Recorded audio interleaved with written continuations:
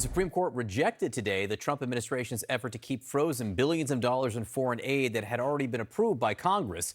Today's ruling might only be a temporary setback for the administration. The court did not give a timeline for when the money must be released, sending the issue back to the lower courts. Back in January, the president moved to freeze billions of dollars in foreign aid from the State Department and USAID, causing aid programs around the world to ground to a halt. But the effects are also being felt closer to home by farmers who relied on USAID to purchase their product and distribute it overseas. Our Shimon Prokupecz has more. You ask me why I do it? What? We feed people, and that's a good feeling. What I produce here, I stand behind my crop. I don't produce anything on my farm that I wouldn't eat. Matter of fact, I'll show you. I'll choose some soybeans for you. Man, it tastes good. I grew them right here on my farm. What does it taste like? It tastes like McDonald's hamburger. No. Yeah, that's what's in them. John Boyd Jr. is a fourth-generation farmer. He grows wheat, corn, and soybeans here on his 1,000-acre farm in Southern Virginia. He also founded the National Black Farmers Association, and he's no fan of President Donald Trump. The president casts a net of uncertainty.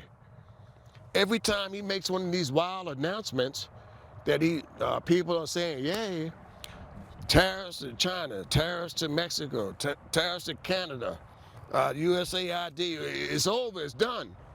Every time he makes those type of drastic announcements, he affects America's farmers. Within days of taking office, President Trump dismantled USAID, a humanitarian program that's been a lifeline for the most vulnerable around the world, and a critical source of income for U.S. farmers, paying them hundreds of millions of dollars a year for their crops.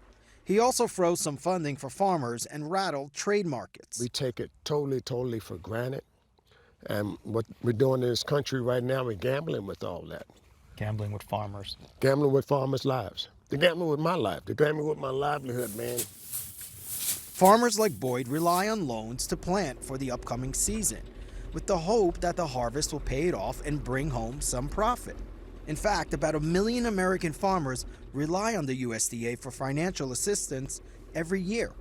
But just days before planting season starts, Boyd says he hasn't been able to get a loan yet. And he says he's not the only one. They want you to show them on paper how you're good for that operating loan and how you're going to pay it back. I can't pay it back with $8 beans and $6 beans and $3 corn. The majority of grain exported from the United States is stored in grain elevators. In Kansas alone, one grain elevator can export millions of dollars of goods. This is in Pawnee County in Kansas. This is a grain elevator site. This is where farmers will bring their grain, stuff that they've harvested, like milo and wheat and soybean and corn. It is stored in these bins, these large concrete bins, and then sold to exporters, companies who are willing to buy that. And right now, it is very difficult to move some of this stuff. They could come in and sell wheat for $5.58. It was down 14 cents today. Kim Barnes has been buying and selling each year's harvest for Kansas farmers for over 50 years. All these bins are full, and they're full of milo. That's $5 million worth of grain, Barnes says. Grain that countries like Ethiopia and others depend on for food aid. And so what's going on with the milo? Why do you have so much of that right now? What are you seeing in the market? We just don't have any market for it.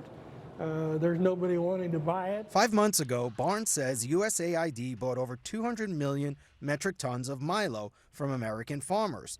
Today, with no market for that grain, he's desperate.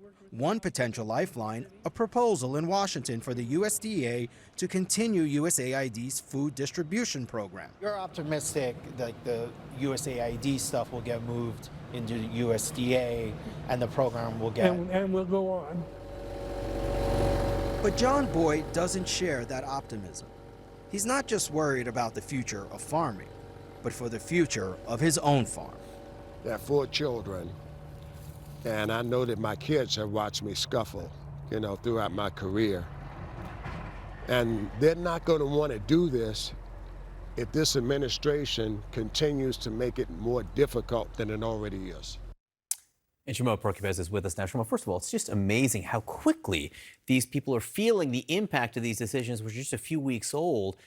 This was about USAID, but we did hear talk about tariffs there as well. They're already thinking about that. They're hearing Trump talk about tariffs. They know what that's like. They went through this already the first time around, the first administration. And what happened there was the government had to come in and bail them out. But now they're worried it's going to be much worse because you have the USAID stuff. That money is not coming in. But also significantly is there were grants. A lot of farmers bought into the previous administration. They had grants for conservancy, water, irrigation, all kinds of systems really for the environment that they all bought into. They went ahead and spent their own money to do this. And now they say, okay, government, pay us back. And Trump has frozen all of those funds. It's just really sad what's going on. You know, for these farmers, this is their life, and it's taking a toll on them mentally, and that's a big problem right now. All happening so quickly. Shimon Prokupecz, great to see you out there. Great report. The three biggest automakers in the United States are getting a little bit of a break, with the White House granting a 1-month exception, allowing them to escape the tariffs that have been imposed on all goods from Canada and Mexico.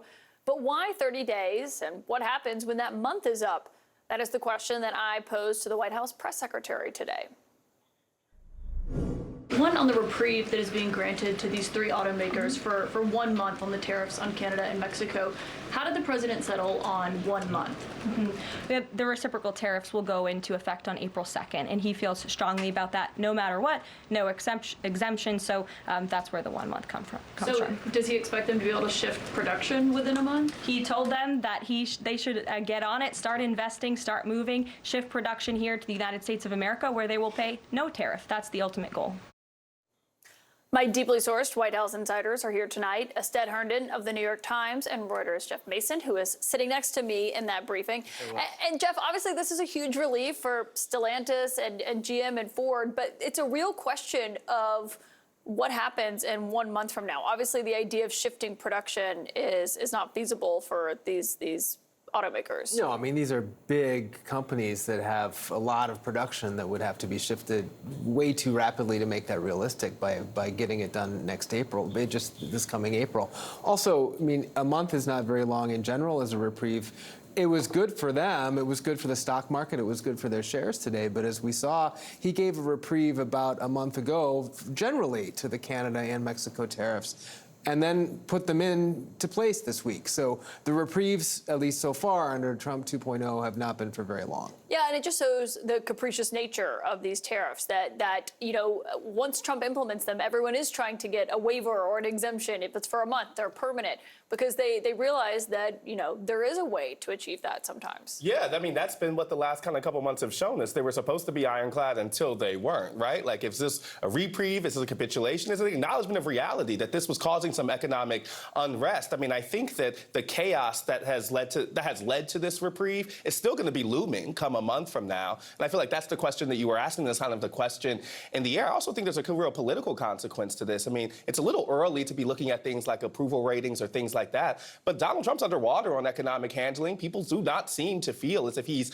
reacting immediately to the concern that most brought him to the White House. And I don't think last night's speech really told Americans a story about why they would be bearing the brunt of these inflationary tariffs. And so until the White House clears that burden, I think there's a looming political backlash that we see from the auto industry, but also from Republican senators. As we all know, they were also the ones going to the White House saying that they were hearing some concerns about this. And I heard Senator Markwayne Mullins say that, you know, maybe his constituents be okay to pay some of that brunt and cost. I look kind of skeptically at that. And I think that's some of the things that are informing this kind of change in position in the White House. Yeah, they kind of keep having this message of be tough, be prepared for a little bit of pain, but in the long run, this is going to pay off. I mean, Trump's message to farmers last night, I think, was one of the standout lines of his address to Congress, where he was essentially arguing, you know, this is what's going to happen in a month from now when that reprieve stops for these automakers, and also when the other tariffs kick in.